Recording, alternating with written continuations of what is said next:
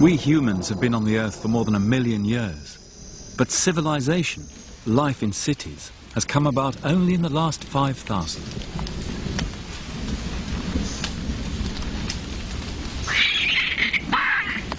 Through history, civilizations rose and fell.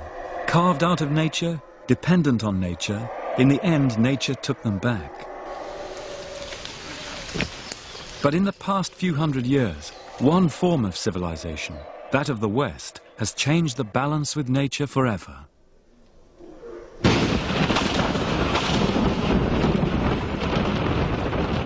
And now it is civilization itself which has become the central problem of our planet.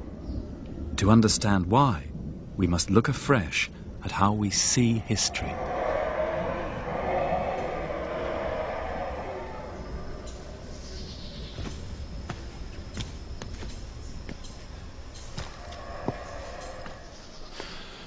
In our time, at the end of the 20th century, many people in the West speak as if the future course of history has been settled. People talk of the triumph of the West, of the victory of liberal democracy and the free market, and even of the end of history. The questions which have concerned humanity for so long: what is society for? How should it be organized?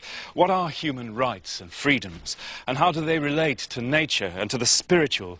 These questions about the goals of life, it is said, have now been settled in favor of the values of the West. But there have been, and there still are, civilizations which have seen the world very differently. Civilization arose independently in a handful of places on the face of the earth. In Iraq, Egypt, India, China, and here in the jungles of the Americas. And the oldest and greatest of those, India and China, are still alive in the land of their birth. And each of those civilizations created a unique and distinctive vision of life, which forms a vital counterpoint to that of the West. This series of journeys is a search for those first civilizations and their continuing legacy.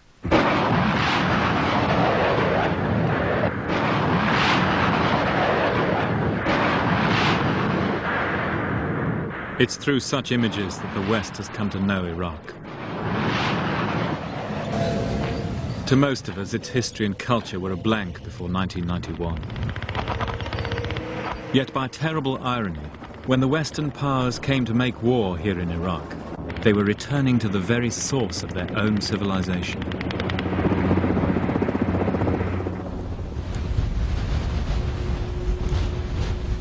This journey was made on the eve of the Gulf War. It's a journey through Iraq and through Iraqi history, back to the origins of the first civilization. Searching in the present for clues to the past, and in the past for clues to the present. Civilization means life in cities. It means large populations with great ceremonial buildings. It means writing, and all these things are found for the first time on Earth, here in this ferocious landscape of South Iraq, Old Sumer. Here was the first law, the first science, the first war. And now, what remains is a stark warning to our pride in the human achievement. For this is all that's left of the world's first cities.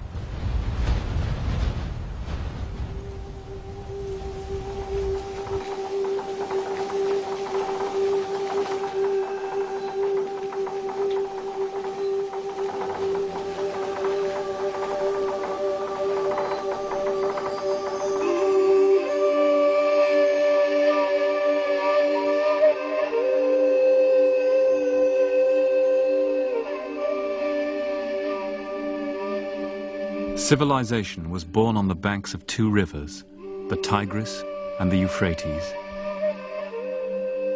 Mesopotamia, as the Greeks called it, the land between the two rivers, had few other natural resources. No stone, no wood or precious metals, only water and a rich alluvial soil with which a hard-working people could transform a land of scarcity into a land of plenty.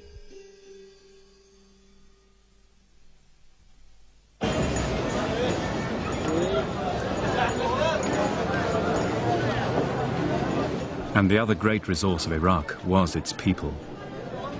Iraqis are a mixture of Arabs, Kurds, Turks, Persians, whose ancestry goes back to the mysterious people who created the first civilization, the Sumerians. Their character today is still the same as in their ancient proverbs: long-suffering, resilient, hard-bitten, pessimistic. Heirs to a brilliant but terrible history, repeatedly conquered by their neighbors, or brutalized by rapacious military regimes whose conception of justice was an iron fist in the land where law was first devised. Not surprisingly, they were a people who pondered deeply the meaning of life.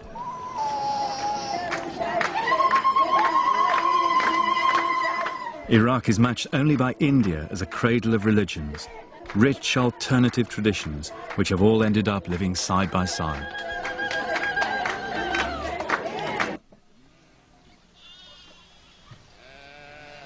The history of Iraq, then, is rich in splendors and sorrows, the most gifted of civilizations and yet the most tragic, the first attempt by humankind to bring people together in organized societies with a measure of happiness.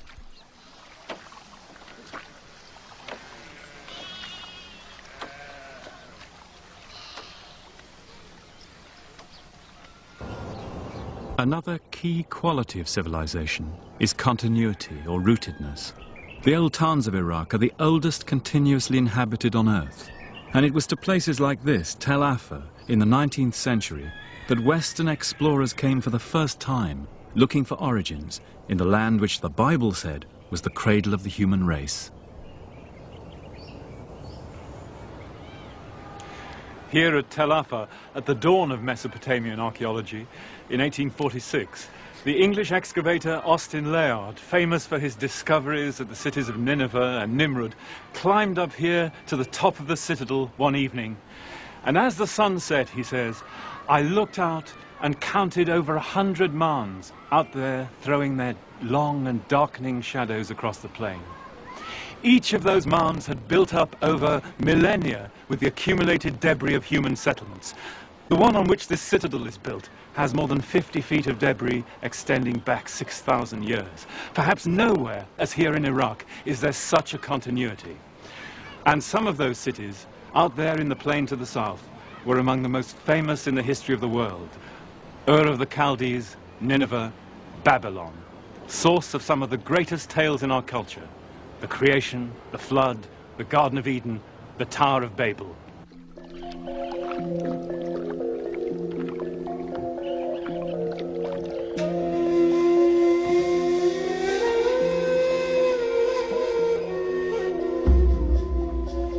Those stories all come from the magical landscape of Iraq's deep south. Here, on the edge of the great alluvial plain of Sumer, is a wild and beautiful marshland where the Tigris and Euphrates meet. This was the biblical Garden of Eden.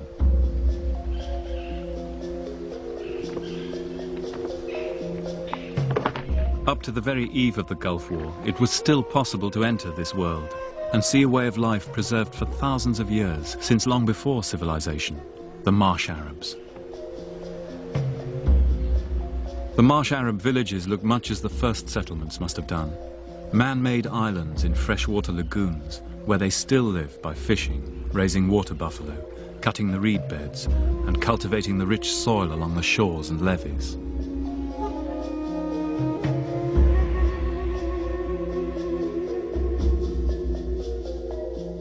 Their reed houses, some nearly 100 feet long, are still built in the same fashion as was depicted 5,000 years ago in the art of Sumer.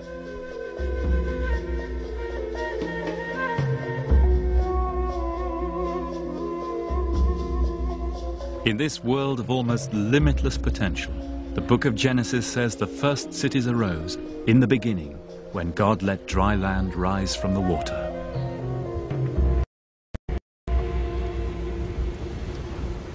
And in the beginning, said the Sumerian myths, was Eridu. Legend said this was the mound of creation, the first land which arose from the primal sea at the beginning of time. Here was a sacred shrine which preceded the first cities, at the root of civilization is the temple.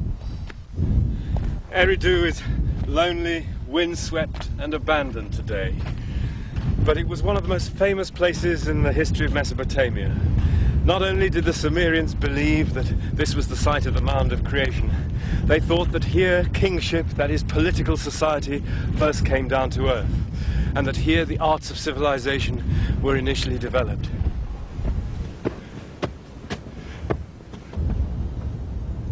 It originally stood on a great sea of fresh water stretching out to the south, the Apsu. And the great temple here, the most famous shrine in Sumer, was named after it, Apsu, named after that primeval ocean of sweet water out of which all human life and all natural life came, so they believed. And in fact, when the archaeologists dug deep into the temple hill, they discovered, around the time of 5000 BC, a little sand mound surrounded by a reed fence with a tiny chapel on it, marking the site of that mound of creation.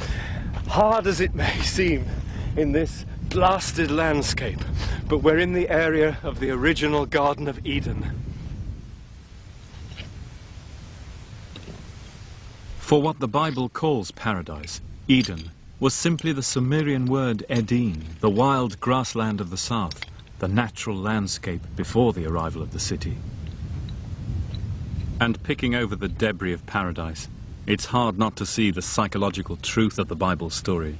At the very beginning of our ascent to civilization was also the fall, when we tasted the fateful fruit of the tree of knowledge, the means by which we would become masters of the earth, and yet eventually gain the power to destroy it and ourselves.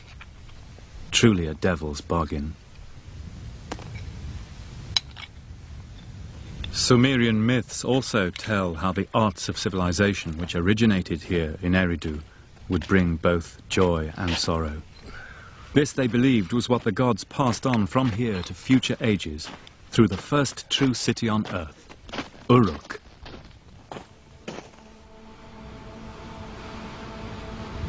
To get to Uruk today, you cross southern Iraq, skirting Ur and Nazariya, names familiar now after the war of 1991.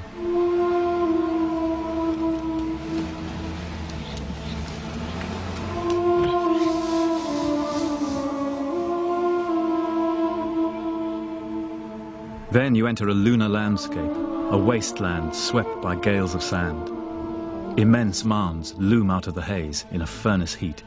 It's 135 degrees out here in the summer.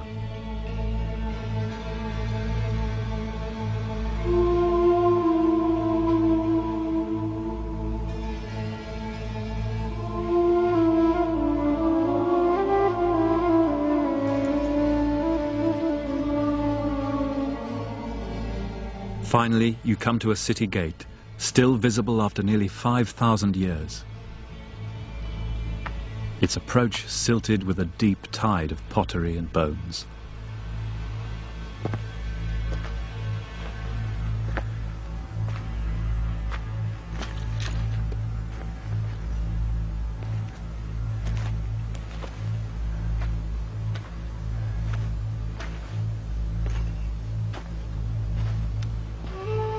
And what feelings of anticipation any city dweller of our planet in the late 20th century would experience, arriving at the place which more than any other has shaped our modern world, both in its triumphs and in its disasters.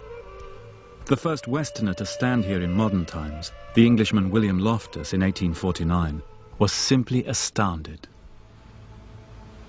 "Of all the desolate sights I ever beheld," he said, "that of Uruk incomparably surpasses all." Still 50 feet high, the line of eroded walls curves round to the horizon. In the center of the city are the ruins of a great stepped tower, a ziggurat, on which had stood the temple of the city's goddess, Inanna, whom we know as Ishtar. The first city began as a religious center.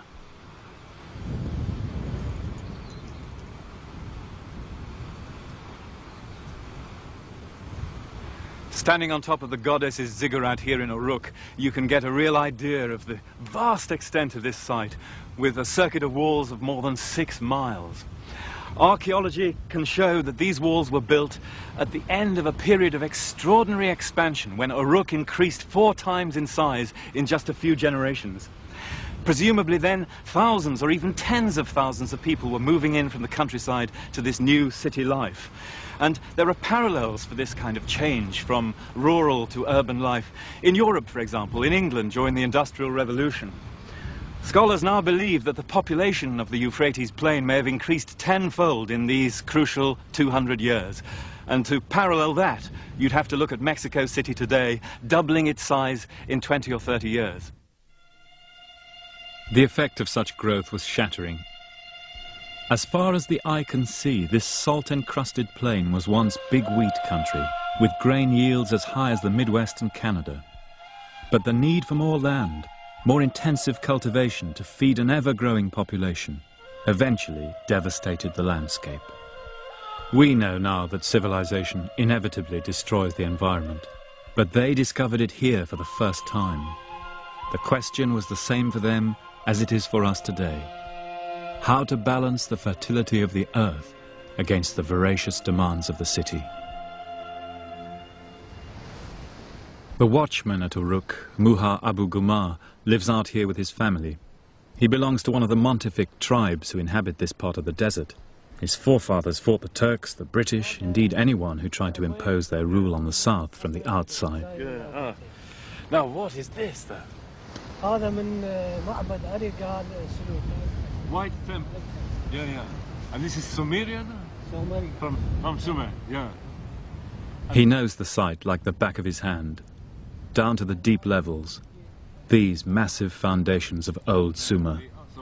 A stone-built storeroom from 3000 BC for temple food and beer. Alcohol is a Mesopotamian word. God, this is amazing, isn't it? Really? So, after Parthi and with the ups and downs of any living organism, the city lasted through to about 300 AD. But by the Arab conquest it was dead, after a life of over 5,000 years.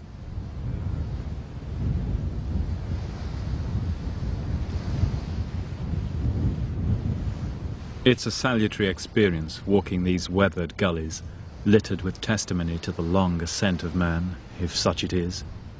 Here were enormous temples and palaces as big as cathedrals, their facades decorated with blue glazed tiles, just as you'll see today on the mosques of Iraq. This is from the Irigal Palace. So this is from the front of the wall of the palace. Oh my God. And from the Seleucid times. So this is when the palace was rebuilt after the time of Alexander the Great. 2000. More than 2,000 years old, isn't that astonishing? God. Thank you very much.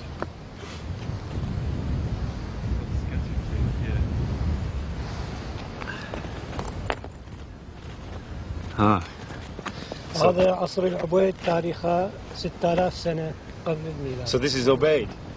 Obeid. So 6,000 years. 6,000. And this?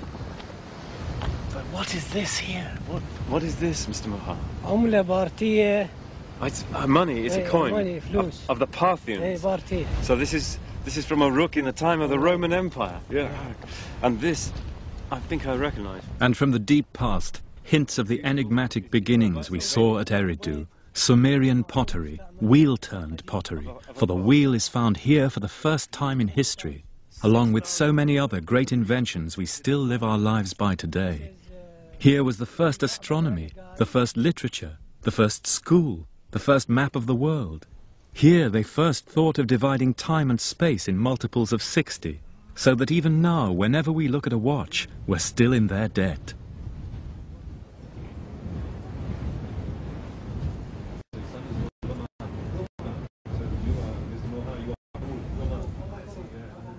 Inside Muha's guest hut, within the old walls, we're the only inhabitants of Ishtar's city tonight. It's wonderful to be here. And all these are your children, your little children. Hello. Even so, Muha still observes the gracious formalities of desert hospitality. Thank you so much for showing me around Warka. It's this wonderful sight. Iraqis have always been great storytellers, going back through the 1001 Nights to the world's first literature, the Epic of Gilgamesh. Gilgamesh built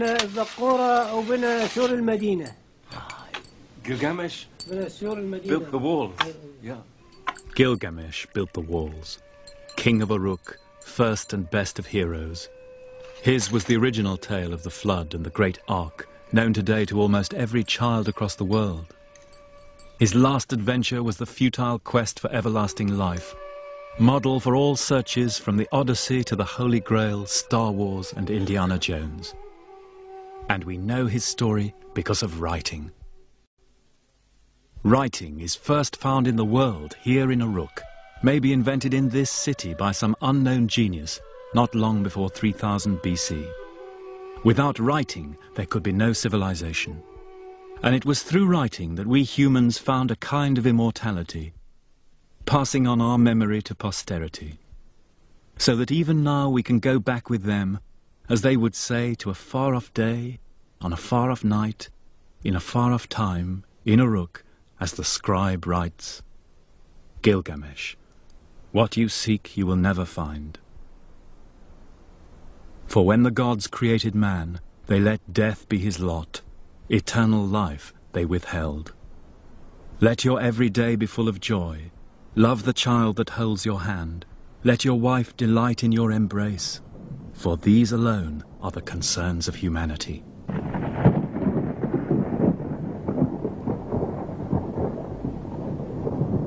Erbil, the oldest continuously inhabited city in the world. It's one of several mud brick towns in the north of Iraq, which have survived from the age of the first cities right up to our own time. Its great gate has been entered by conquerors from Alexander the Great and Tamburlaine to guerrilla armies in the recent wars in Kurdistan. Its mud brick walls and houses, fallen and rebuilt so many times over the years, that the city now rests on a mound 100 feet deep in debris. Here, at the end of the 2nd millennium AD, is the very image of the first urban life on Earth. Massive burned brick walls towering over the plain. If you could have flown over the densely packed workers' quarters of Uruk, Nippur, or Ur of the Chaldees, this is what you would have seen.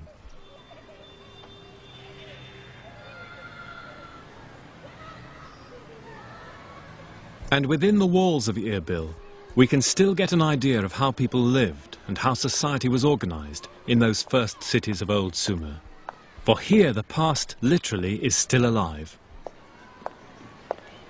Inside the old citadel at Erbil, you find yourself in a maze of narrow lanes and alleyways fanning out from the main gate. And although the mud brick houses on either side have been rebuilt and destroyed countless times over the generations, the pattern of the streets is still essentially the same. There are 800 families here today, that's 4,000 people, organized into neighborhood wards just as they were in Ur and Nippur. So these were small-scale, face-to-face communities which knew each other or were related by kinship or marriage or from the old village, perhaps with a local shrine and a tiny little market, rather like later Islamic cities where each ward had its mosque, its souk and its bath.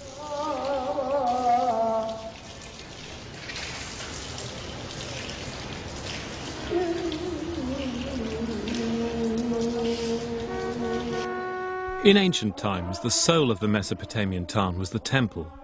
Towering over the mud brick streets, a visible assurance to the townspeople that God was among them. It's still like that today. The Al-Mullah family has run the mosque here in Erbil for 600 years. In just the same fashion in ancient cities like Uruk or Nippur, single families can be traced over many generations running the main temples.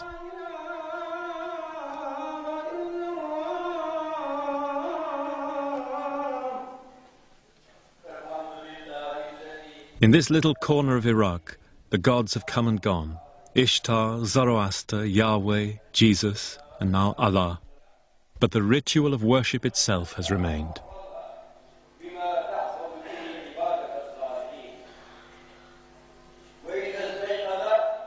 And on this spot where the oracle of the goddess Ishtar once stood, there's been continuous worship for longer than anywhere else in the world. In such continuity, perhaps, lies one of the defining qualities of civilization.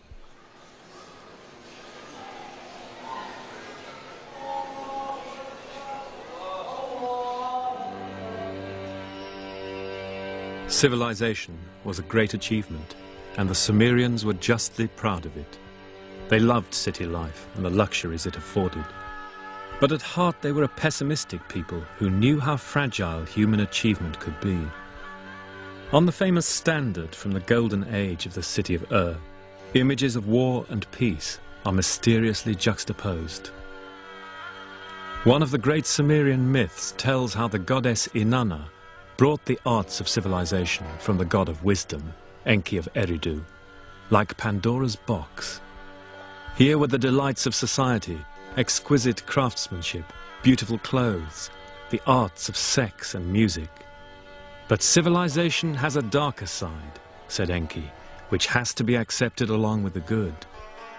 There was the art of being mighty, the art of being kind, the art of straightforwardness, the art of deceit, the art of kingship, justice, and the enduring crown. The resounding note of a musical instrument, rejoicing of the heart, the kindling of strife, the plundering of cities, the setting up of lamentation, fear, pity, terror. All this is civilization, said the god of wisdom. All this I give you, and you must take it all with no argument, and once taken, you cannot give it back. In around 2000 BC, signs of foreboding swept Sumer.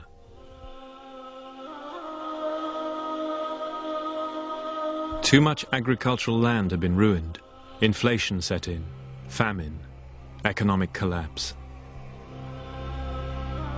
Evil, wrote the king Ibisin, is descending on our land.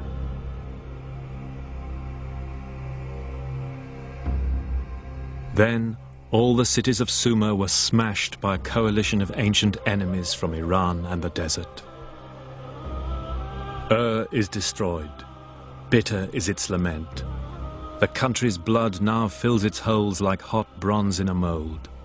Bodies dissolve like fat in the sun. Our temple is destroyed. The gods have abandoned us like migrating birds. Smoke lies on our city like a shroud.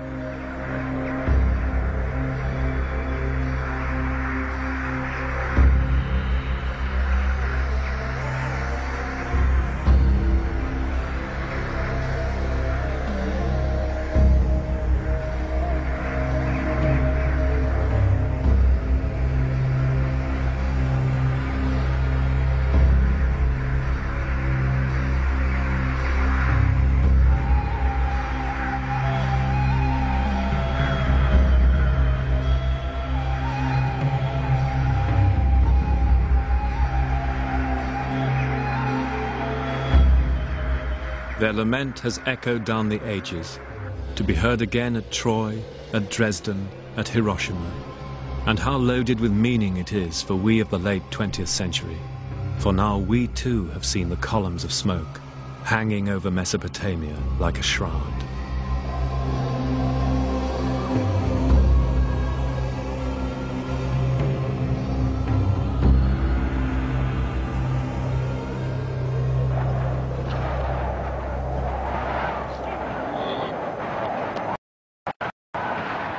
The people of Sumer would sing laments for their sacked cities for 2,000 years. Meanwhile, refugees fled Iraq on the caravan routes across the western desert, images evoking those of our own time. City dwellers become as one with nomads who'd never known a city. Among them, the Bible says, was a citizen of Ur, now revered by half the world, Abraham.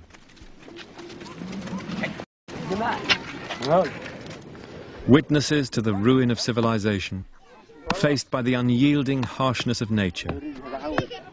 Cast out of Eden, for such people perhaps the old gods had failed.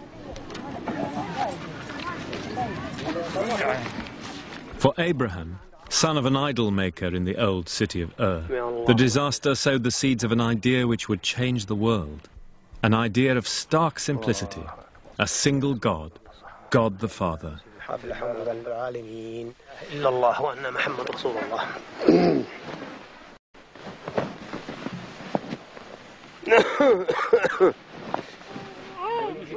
Abraham took his idea with him as he migrated to Palestine. And now, ironically, he's viewed as the founding father by Jews, Christians and Muslims alike. For Abraham was the first man to make a covenant with God. It was perhaps Iraq's greatest legacy to the world.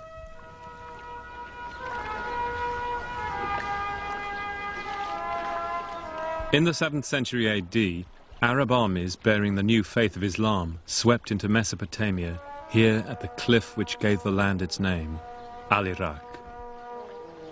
The coming of Islam to the land of Abraham was in a sense a homecoming, culmination of a long trend in the spiritual life of the Near East. Babylonians, Assyrians, Greeks and Persians had all ruled this intractable brown land in long cycles of growth and decay. And gradually, through the triumphs and disasters, the people had come to view God with an attitude of unquestioning submission. And so the way was paved for the coming of Islam to the cliff which gave the land its name, Al-Iraq.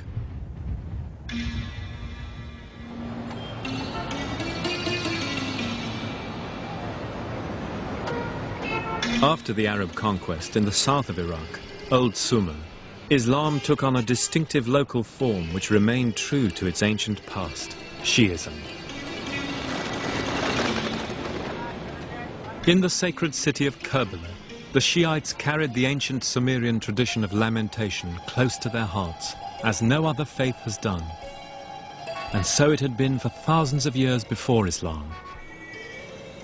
Even the physical appearance of the great mosque of Imam Hussein at Karbala recalls the buildings of Old Sumer, with its mosaics and the same blue tiles which had adorned the shrines of Uruk.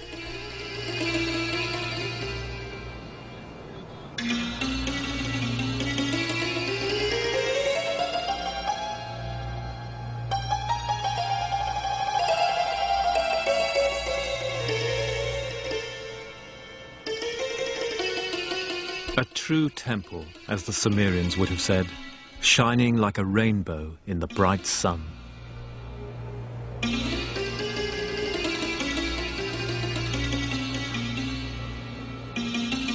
Shi'ism remains today the religion of the farmers and peasants of southern Iraq, Old Sumer, ruled since the Arab conquest by Sunni Muslim masters in Baghdad.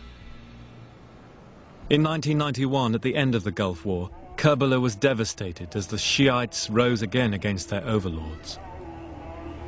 Once more, the sacred shrine of Sumer was sacked and desecrated.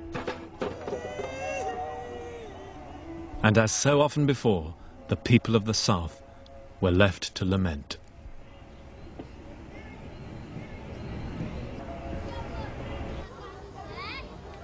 With such a tragic and turbulent history, it's amazing that so many different sects have managed to survive and flourish here.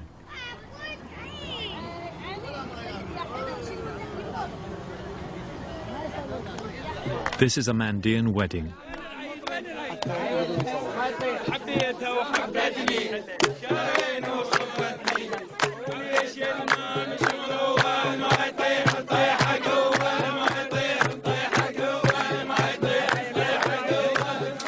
The Mandeans are an astonishing survival of ancient Mesopotamian religious traditions. You could say they're the last of the Babylonians, but they also put us in touch with the baptismal customs out of which Christianity arose. For like Jesus, they call themselves followers of John the Baptist. Their wedding ceremonies are accompanied by full immersion in the Tigris, which in commemoration they still call the Jordan.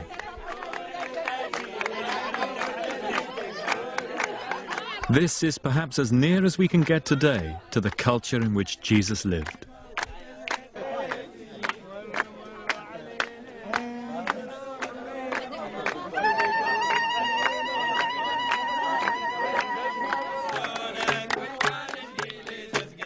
The Mandaeans are a reminder of how pluralism and tolerance are essential qualities of civilization.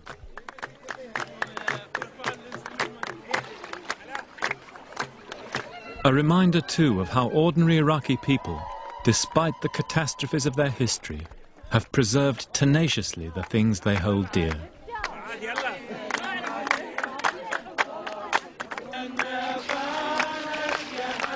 Life is victorious, says their marriage service. And indeed, what if a man gain the whole world and lose his soul?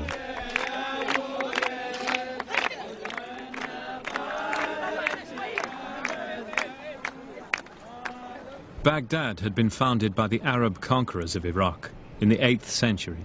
It became the greatest cultural center in the world, the richest city on earth, it was said. Little survives of that time today. Successive destructions of Baghdad have seen to that. But in the center of the old city is the mosque of its patron saint, Abd al-Gaylani.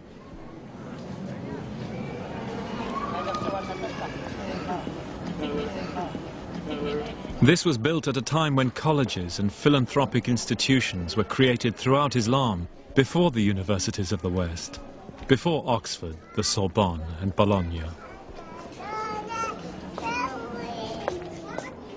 The civilized atmosphere of its courtyards brings to mind the great scholars of the past who learned and taught here.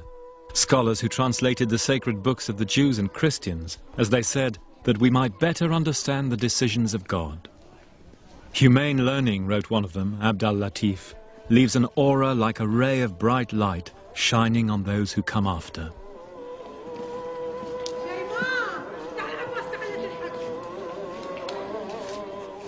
And inside the shrine, you're reminded again of the old customs of Mesopotamian worship in the glittering Holy of Holies, whose magnificence distantly reflects something of that old pre-Islamic world.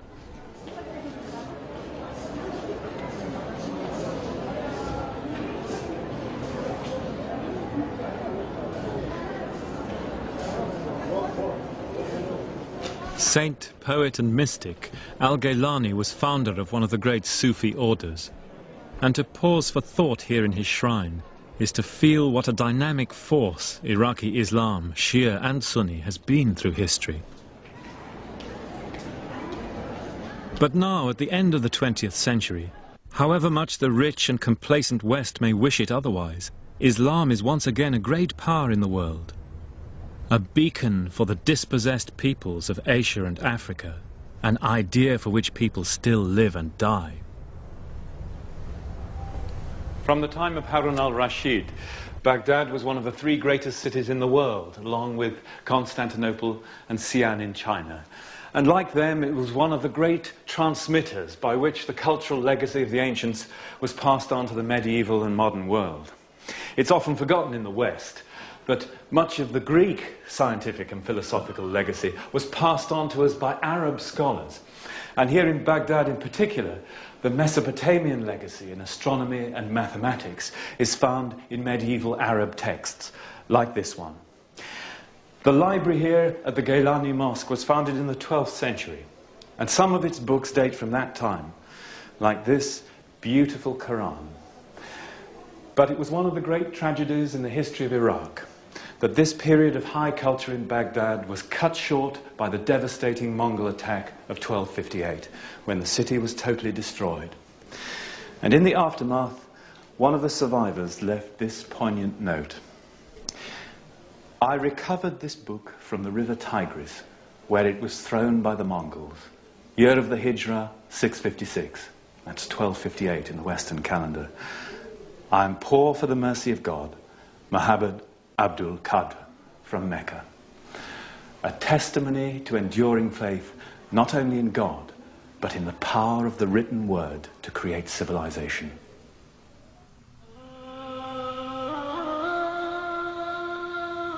You ask me, wrote a contemporary, about the sack of Baghdad.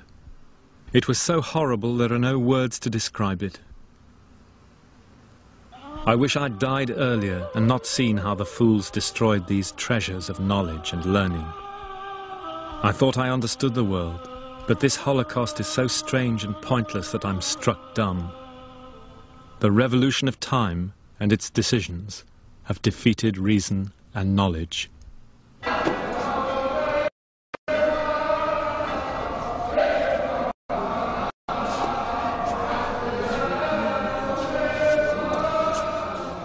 The destruction of Baghdad in 1258 and the wrecking of the irrigation canals was a turning point in the history of the Middle East. There's no doubt, said a Persian writer, that even if for 1,000 years to come no evil befell Iraq, it will not be possible completely to bring back the land to the state it was before. By the end of the 16th century, Iraq, the cradle of civilization, had sunk to the lowest level. The old cities of the south were dead, the land had returned to desert. 400 years of Ottoman rule left it plundered by a greedy military. The great events of the Renaissance, the Enlightenment, the discovery of the New World passed it by.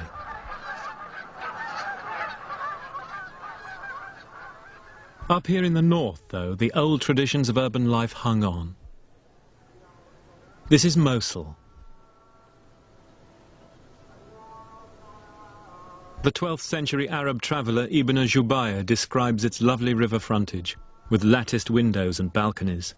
There could be no finer or more beautiful place than this, he said wistfully, to sit in the evening overlooking the river Tigris, talk to the people here who are cheerful, soft-spoken, kind and generous to strangers, fair in their dealings, civilized people.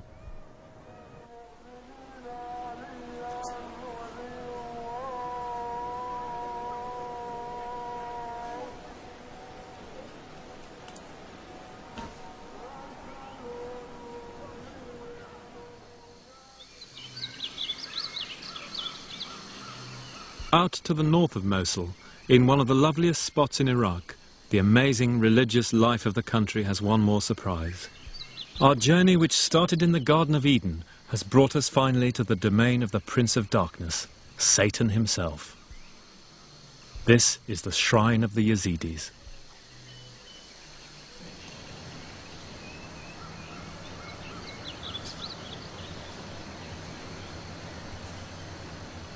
On the wall of the Yazidi temple, the place of honor goes to none other than the serpent from the Garden of Eden.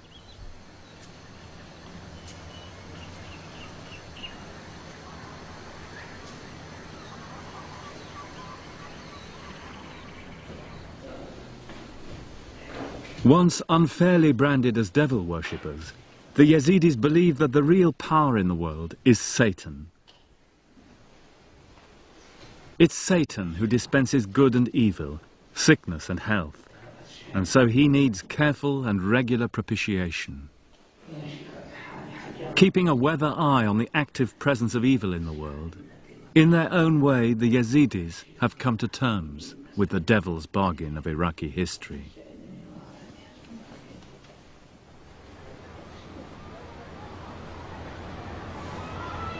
After all its great achievements, Iraq reached the modern age like a society stopped in time. Right up until the 1920s, its ancient towns looked no different from those of the 3rd millennium BC, save that the ancients built bigger and better and had a higher standard of living.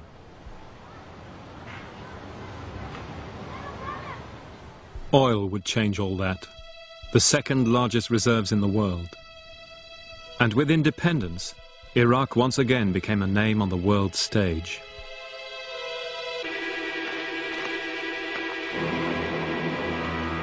The final step of this new order was to restore the most potent symbol of that ancient past, Babylon itself. Babylon the Great, as the Book of Revelation calls it, the mother of harlots and the abominations of the earth.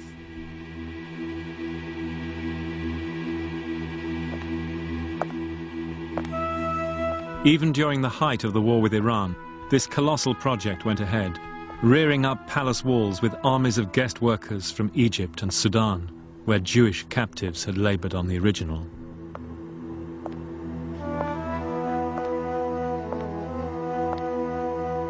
And in the rebuilt palace, every 50th brick was stamped in Arabic, restored in the era of Saddam. Just as in 600 BC, Nebuchadnezzar had advertised his own Babylonian revival for posterity.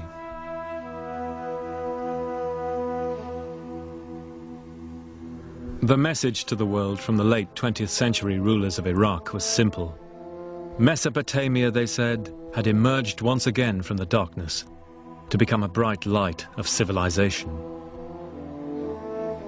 But civilization consists not in walls of brick and stone, but in the ideals created within them, in the humane goals of life pursued by the predecessors who attempted to moderate naked power, as the Sumerians said, to cause justice to prevail in the land, that the strong may not oppress the weak.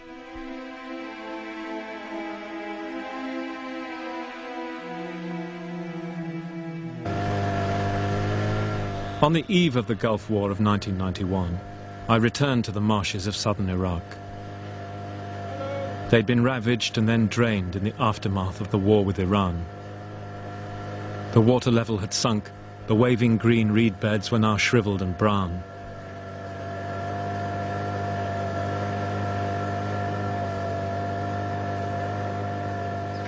Once upon a time, said an ancient poet, Sumer, the great land of divine laws, had all that was needed for life.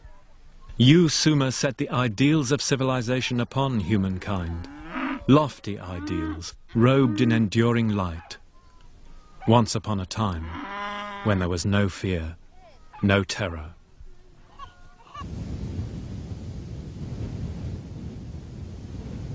In 1991, a new war was fought in this desert where the first civilization arose, close to the ruins of the first city, Uruk. Another war fought over the natural resources of the earth on which we all depend. Another war supposedly for civilization against barbarism. It is as if history has come not to its end, but back to its starting point.